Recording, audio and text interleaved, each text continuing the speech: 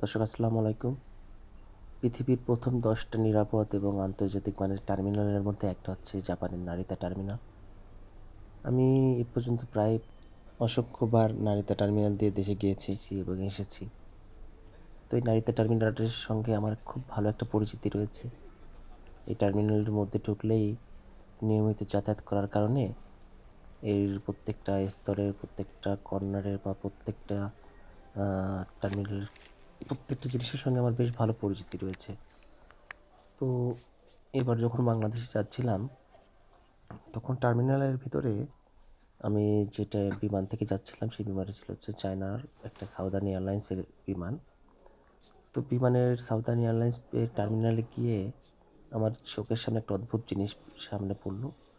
আমরা সাধারণত যারা প্রবাসের থেকে বাংলাদেশে ফিরে যাই, আমরা আমাদের পরিবার পরিজনের জন্য অনেক ধরনের মালামাল নিয়ে থাকি। কিন্তু মূল সমস্যাটা দেখা যায় হচ্ছে গিয়ে লাগেজ যখন নিতে যাই, লাগেজ একটা খালি লাগেজের ওজনও সর্বনিম্ন 3.5 কেজি থেকে 4 কেজি, 5 কেজি, 6 কেজি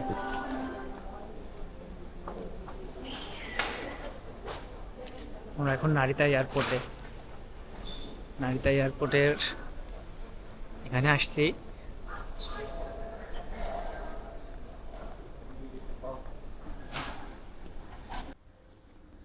আমার ভিডিও করার মূল বিষয় যেটা, চাইনিজরা এবং জাপানিজরা প্রত্যেক জায়গাতে এদের ব্রেনের সঠিক ব্যবহার করে। প্রত্যেকেই দেখুন তাদের মালগুলো নিয়েছেন কার্টুনে করে। কার্টুনের ওজন 500 গ্রাম থেকে সর্বোচ্চ 1 কেজি হতে পারে। যার কারণে ওরা প্রত্যেকে হয়তো 5 থেকে 6 কেজি বা 4 কেজি বা 3 কেজি মাল বেশি নিতে পেরেছে।